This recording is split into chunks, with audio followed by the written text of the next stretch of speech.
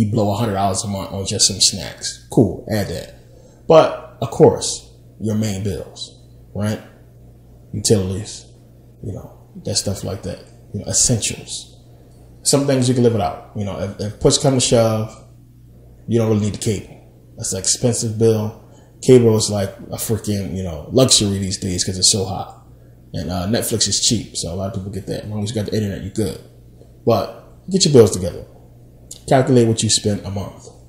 Food, utilities, rent, what have you. You need to have that times 3. Plain and simple. And understand, having that kind of mentality that I need to have this times 3, because if something happens to where you lose your job, you get fired, you get hurt, and it's a problem, you don't have an income, at least you got 3 months saved. And I talked about this before. You got 3 months saved to get you through that time. Can you imagine? You've been through this before, some of you, to where something happened and you needed money. Could you imagine if you had 3 times your monthly expenses already saved? And the thing is, we have been, taught to just have one account. To us, having one big account is good. I got one account. I mean, that's a big thing in the black community if you have an account. Got a checkings and savings and you think you're doing well. You need to have a different savings for your utilities, for your bills. Write that down if you can't remember it. That is huge. And we're going to get into credit because credit is the next topic we're going to get into. But security and savings is huge. You need to have a separate account. Now, one of the cool things they do have now for people who might not have the credit to open an account, which we'll get into this, is they have the prepaid cards that you can load money on. So we'll get into that in a second. But you need to have times 3 your monthly expenses saved and put in a separate account. So now let's say, your monthly expenses, to be modest, is around $3,000. You need $3,000 that's going to take care of your rent, bills, everything else, your little snacks. All that stuff's going to take care of $3,000. That's what you need. Now, you bring in a month around $5,000, $5,000. And after bills is paid, you got $2,000 in your pocket, $2,000 left. All your bills paid, you got food, bills paid, you got $2,000 left a month for you to go do whatever the hell you need to do with it. So, automatically that $3,000 goes into that account that's for bills. And you pay your bills, take care of your bills. Sometimes your bills is less than what you think it is. So it's money left over and that adds up. But you have your bills account taken care of. So how I do it is I have that separate account, for my bills. And I make sure, I have my main account that most of the money's coming in. I use PayPal for basically almost everything I do business-wise because it's amazing. And I'll give you another pointer on why you should be using PayPal if you have a business and you're going to like it. But I have the PayPal. I have stuff coming into my PayPal. And I use PayPal as like a private central bank. And I use it to basically fund my other banks that I have. So I have it set up to where a certain amount comes out and goes into such and such bank. And that's just how I do it. So then you have the account for the bills. And you don't need an account for this. This stuff you can really handle easily. And if you have the money coming in, you can automate it. And you set that up. You have the money coming out to take care of the bills. You have money going from the $2,000 you got left. Let's say you take $500 of that. It goes into a savings account. And you have $1,500 that just stays in your personal account for whatever. You just have it in there. And then now you're sitting on that money. Everything else is taken care of. Maybe you want to go buy some clothes or whatever like that. Everything is taken care of and you have saving. You have leftover money to spend. It's just an analogy. Now, the problem is, and what happens is we overdo shit. One, we know our bills is $3,000. We know we only get $5,000. You're only going to have $2,000 left to spend for yourself. And the problem is what people do is they spend over that $2,000. That's the number you should be being mindful of. It's the $2,000. You don't want to spend over $2,000 from your $5,000 because that's going to eat into your bills. So what people do is when they get their $5,000, they go buy this, they go buy that, they go buy a bunch of meaningless stuff they don't need that eats into the $2,000 they know they're going to have for themselves. Now they spent the $2,000 and they're eating into the bill money. And then bills come, I put a little bit on this bill, I put a little bit on that bill, and they do that. that gets the collectors off your back. Nobody's collecting money. You gave them something, it's fine. But then that adds on to the next bill. The bills is not paid in full. It adds on to the next bill and begins to add up. Meanwhile, the money you had left over, from that you should have paid all to bills, you just pinching off of it here and there all through the month. Little here, little there, go there and do this, go there and do that. It's no organization to the money you just had coming in, to that $5,000. It's not organized. Next thing you know, that $5,000 is gone before the month is even over. Your bills did not get paid in full. The next $5,000 comes in, your bills are higher than before. And people do the same thing over again until they get to the point where they can't pay their bills and shit get cut off. There's no organization. When you have organization to how you pay bills and how you live and how you use your money, your life will change. So now all that really falls into as well, mindset and mentality. Because if your mindset and mentality is correct, you won't do stuff like that. But let's keep it real. Let's be real. I'm from the hood. I grew up poor. I know how it is. I know how it is to be living off of, ramen noodles and, little 99-cent sodas and everything, 99-cent chips and all that. Did all that. I know what that's like. And a lot of people will tell you that they don't make enough to cover their bills because of their job. And that's on them. You can't live outside your means. That's a huge problem. That's already a no-no. We don't even got to get into that. Damn well, if you're only making $1,000 a month, you can't afford a $2,000 rent. That's exactly what you'll be. It's house poor. Plain and simple. So we know that. So the thing is, again, it comes into the realm of you're not being accountable for what you do, and you don't have organization to the money that you have. So when I said earlier about this is really going to factor into your unique lifestyle and how you live. So you have a job. If you don't have salary, you may not know exactly how much money you're going to get at the end of the month. And some people get paid weekly. Some people get paid, bi-weekly. But when you're getting paid. Plain and simple. So a lot of people do that whole thing. Well, this check, I'm going to do this. But then the next check, I'm just going to go to bills. It's no real type of organization. And I mean responsible organization with your money. And that's the thing. A lot of people feel like, well, I don't want to pay all the bills right now because then I'm going to be broke. I'm not going to have no money for me. Well, what is the for me? If all your bills are paid, you got food that lasts you through the month, what else is there? And that's the problem. A lot of people want to go, I want to play. I deserve to buy these shoes. I deserve to get this. I deserve to get that. You deserve to stay exactly where you are because you're never going to get nowhere thinking like that. Plain and simple. You are behind already. You are behind. Now you can do stuff like that and say those kind of things if you know, well, I have 3 months rent put away. I have over $1,000 saved in my savings account. And I know it's going to be money left over after I pay all the bills. I have that money to spend. So I'm going to go and spend some money on myself. Then you can say that, but you can't say that if you don't have 3 months saved. You don't have money in the savings account, $1,000 at least. And that money you just got paid, got to go to bills. You behind on bills. It's a mindset. And this is what we do because, the bill collectors are the way that they are. Pay them a little bit of money to leave you alone. And what people don't realize is stuff like that, late payments and everything, it hurts your credit. And it just hinders you and it puts you in a hole, and it's going to really cause a problem later on. So again, what happens is, people know electric bill's too high. They got this expensive ass cable bill that they don't want to get rid of. Rent is already high.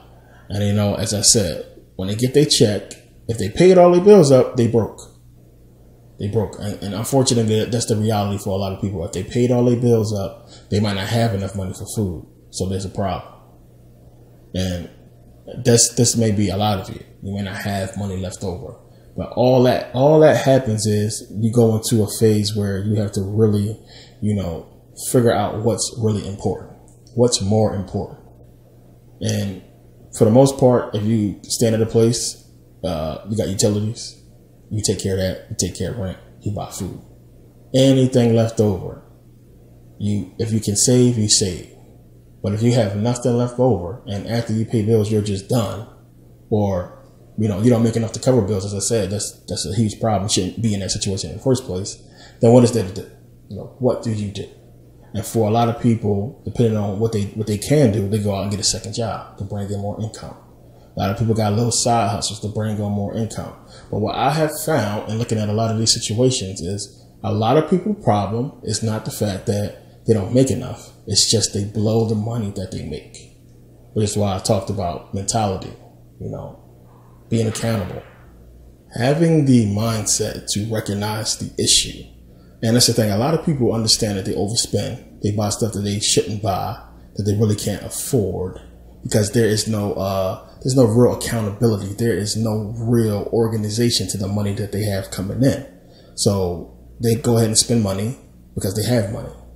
And that really eats into and affects the whole process we're discussing here. Just again, using the 5,000, you got 5,000 coming in a month. Your total expense is going to be 3,000. You got $2,000 left over. You save 500. You got 1,500 to spend. Bills paid. Got enough food to last you for the month. What are you going to do with that 1,500? And you got 1,500. I mean, you can really blow. That's going to last you through the month. Just here and there, going to go buy stuff or what have you. Now, if you like most people and you work a 9 to 5 and you work every day, you might have 2 days off. I don't know too many people that's going to blow 1,500, with what, 2, 4, let's say 8 days off in a month. You're going to blow, 1,500 in 8 days. Of course you can. It's really easy. But most people, when you get off of work, you want to chill, you want to relax. Now, if you're going to work and you're at work most of the day, you get off and you come home, you got food. It might be something else that you want that you might forgot. You can go ahead and spend money here and there. But let's just say out of that 1,500 that's left over through the month, just by getting little stuff here and there, let's just be conservative and say you spend half that money. Let's just say you end up spending, you end up spending 700 out of the 1,500. So now you spend 700 out of the 1,500 because all you doing during a month is going to work and coming home. You're not really hitting the club. You're not going out on no shopping spree. You're not really doing too much. Maybe you might go to the movies. You might do something like that. But for the most part, you only end up spending 700 of that 1,500, right? So that leaves you with 800 left. That's going to go right into your savings account. So the process repeats itself. You got another 2,000 left over. You now have saved 1,300. You repeat the process. Just think about how much that keeps adding up with those numbers. Now, that might not be your numbers. Your numbers may be less, maybe more. But with that type of process and understanding, having a mindset that I don't really need to go and I can't go below this money. I need to have a nice, hefty savings for my plans down the line. So let's say you keep this process up for a year. And, without really going too much into the math, you keep the process up a year, 12 months, you end up saving, over 12 grand, 13 grand, something like that. End of the year. Boom. You done saved 12 grand.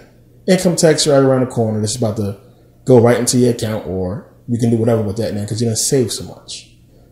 You follow this process and you keep on adding on and your savings grow and grow and grow. And this is how you win. This is how you get ahead. And this is exactly what I did to propel myself forward. Sacrifice. And that's the problem. A lot of people are not willing to sacrifice. And again, this goes back into mentality, mindset, not letting what you see on TV get to you or what your friends doing get to you. You have a goal you're trying to reach. You have a certain amount that you need to save. You have certain things that you need to do. You have a goal to reach. And, you are following a process. This is just the beginning stages, what we're talking about here. This is how you begin. So we can do it again with different budgets. If your expenses is $1,000 a month or, only $2,000 a month, hopefully you're making at least $2,000 a month. If you are not making $2,000 a month, your expenses are too high. That's the problem. You are living outside your means. So you need to go ahead and downgrade an apartment to something that you can't afford. Downgrade in whatever you're doing to something that you can't afford. There's no way the money you bring in a month should be less than your expenses. That's the problem. That's something you got to fix immediately, because then you can't save. You have to go out and get a second job or something to that effect. This is for when you really starting out. And some people can do that. Some people can go get 2 jobs, and you have a lot of people now doing Uber and Lyft to, make ends meet, to help out with the whole process and to get a lot of extra money. But this is the perfect opportunity now for people to use those type of services. And you got some people that's too proud to do it, but to use those services to really grow wealth. I have a lot of friends. I have about 5 friends that's doing Uber and Lyft that's making a killing. I have friends that have quit their jobs to do Uber and Lyft, and they're making crazy money. I have friends that's making $1,000 a week doing Uber and Lyft. And it depends on, what city you in and how dedicated you are to making that money. But there's a lot of things out there that you can do to add on to your income if you are living outside your means. You just got to be willing to do it. And you also have to understand that you're taking on another responsibility that's going to take away from any type of freedom that you're trying to have, as far as getting off work and being able to go chill or hang out or what have you. You working 2 jobs, probably not going to be able to do that. So again, this goes back into sacrifice. You got to be willing to sacrifice. You got to have the mindset. You got to have the mentality. You got to have the savings and the security to do what you need to do to go forward. So this series, purposely putting it out in January, the beginning of the year. Some of you guys are getting income tax money, and you're going to be able to, save some money, hopefully, or, get yourself out of debt, hopefully. And this is where you start the process at. And you need to be dedicating at least a year to this process. And that's the thing. This is what we're going to be getting into, talk about during this series, the process. You need to be dedicating this entire year to saving, to the process, to saving, bringing in multiple incomes and saving. You have to do it. And you'll realize as you're going and as you're having this energy that you're putting out of having wealth and having money, that's what you'll attract. As we talk about in frequency DVD, you will start attracting that energy, that frequency of money, because now your whole mindset and energy is focused on saving, collecting on money, generating wealth, and not doing what I can do with the money I get. You got to have a plan. You got to start somewhere. And this is how you start. Everything I'm telling you is what I have done in the plan I set out for myself that worked, and it worked with a lot of my friends who follow exactly what I'm going to be talking about in this series. And it's things that you can do that you have to do personally first in order to be successful, in order to move ahead. Or you're going to be exactly where you are at now, or with the rest of the people that's stuck in the rat race doing the same thing. Remember, as I said, they successfully got millions of people to do the same exact thing. And nobody's thinking outside the box. And the people that are the people who are hated on and that are, successful.